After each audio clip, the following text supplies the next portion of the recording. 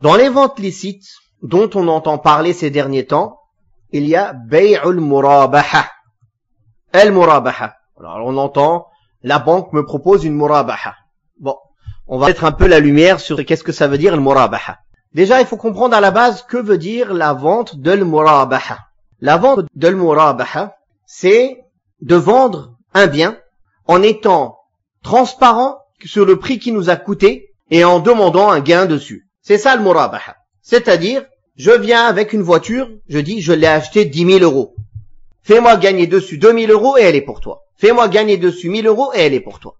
C'est-à-dire qu'on expose clairement à l'acheteur, au client, le gain qu'on se fait sur cet objet. C'est ça le murabaha. Il y a d'autres ventes qui ressemblent à le murabaha, qui sont sur le même principe, où on doit obligatoirement signaler le prix d'achat et ne pas tricher sur le prix d'achat. Bay' al-murabaha, en déclarant clairement le capital qui a été mis et en déclarant clairement le gain qui est gagné dans cette vente, c'est permis. Et ceci, selon l'accord des 4 écoles juridiques. Certains savants ont même rapporté l'ijma', l'unanimité des savants, que al-murabaha, avec ces conditions-là, de cette manière-là, est permise. Donc la preuve, c'est ahallallahu al-bay'a wa harrama ar-riba. Allah a autorisé la vente. Donc tout type de vente, peu importe la vente, tant qu'elle n'entre pas dans une des ventes interdites que l'on a parlé auparavant. Barakallahu fikum. Tant qu'elle respecte les conditions de la vente. Donc tout ce qu'on a cité dans les cours depuis le début jusqu'au dernier cours. Donc, de cette manière-là, c'est permis. Par contre, si le prix n'est pas fixé, il n'est pas permis. C'est-à-dire, le prix change. Comme certaines banques peuvent proposer ça aujourd'hui, banques entre guillemets islamiques, avec des prix changeants, et après ils disent on fait le murabaha. Et on va voir plus tard justement, Inch'Allah, le statut de ce type de contrat que les banques islamiques proposent. Pour que la vente de murabaha soit permise, il y a des conditions à respecter. La première condition, c'est que le vendeur annonce clairement à l'acheteur le prix d'achat. À quel prix il a acheté ce produit, cette marchandise. Sinon, ce n'est pas permis. Et cette condition est un accord entre les 4 écoles juridiques. Sans cette condition, cette vente est caduque et nulle. La deuxième condition est de connaître aussi et d'annoncer clairement le gain, combien on gagne dessus. De toute façon, c'est clair. Si on a dit combien on l'a acheté et on la vend tant, avec la soustraction, la personne, elle connaît le gain. Mais on le dit.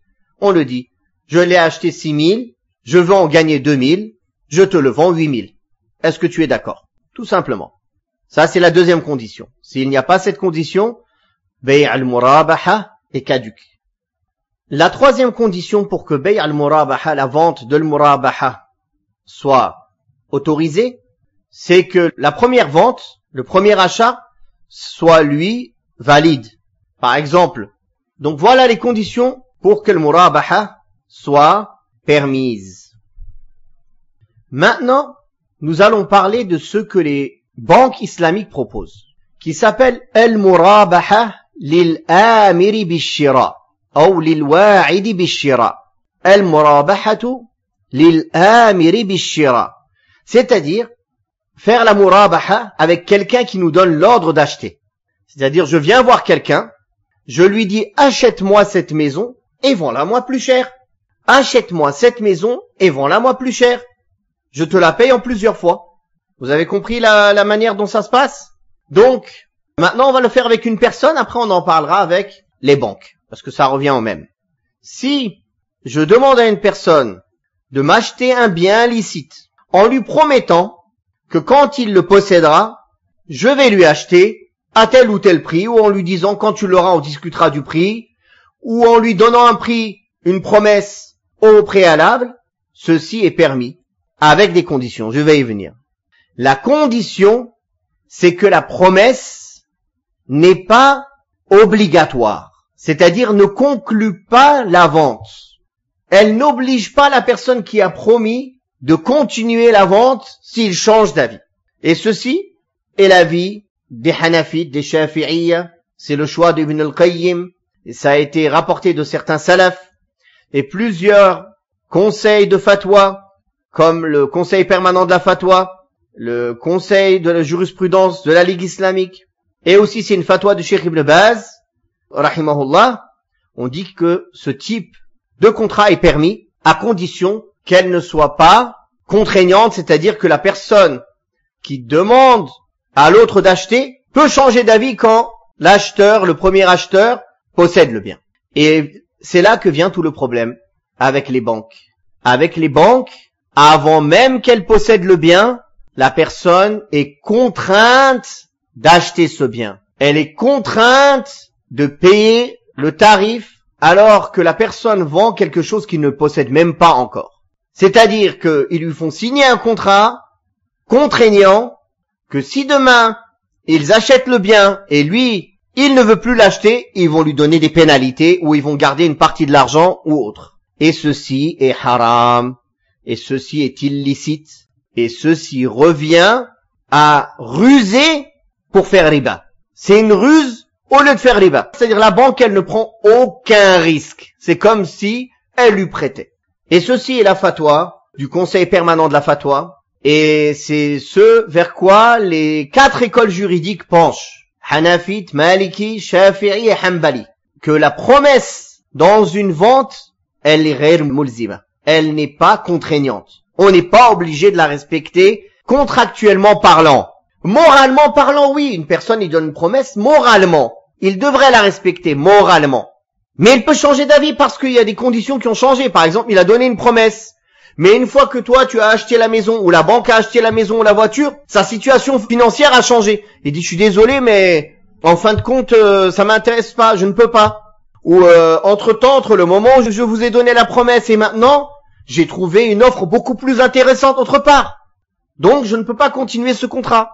Dans ce cas, si les banques étaient vraiment islamiques, c'est pour ça qu'en fait les banques islamiques n'existent pas. En réalité, ça devrait être des sociétés immobilières. Elles achètent, elles possèdent, et elles vendent plus cher à crédit. C'est-à-dire la personne, elle paye en plusieurs fois. Il n'y a pas de souci. Quelqu'un lui a promis, il a changé d'avis, elle vend à quelqu'un d'autre. Et il prend le risque de garder le bien sur ses bras à un moment. C'est ça le commerce. Le commerce, on peut gagner comme perdre. Mais ce que font les banques, on peut gagner ou gagner. Jamais ils peuvent perdre. Gagner, gagner, gagner. Il n'y a que le client qui peut perdre.